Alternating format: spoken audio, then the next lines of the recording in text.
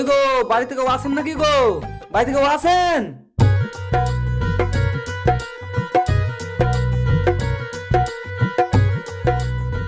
কি হইলো বলো বাপ।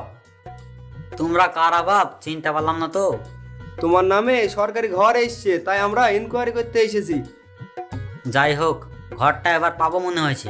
আর কতদিন এই ভাঙা বাড়িতে থাকবো আর।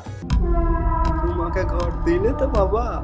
এই লোকটাকে দেখি তো গরিব গরিব লাগছে, মনে হয়েছে ঘরটা পেয়ে যাবে। যাকেরই হোক এই ঘরটা মারতে হবে।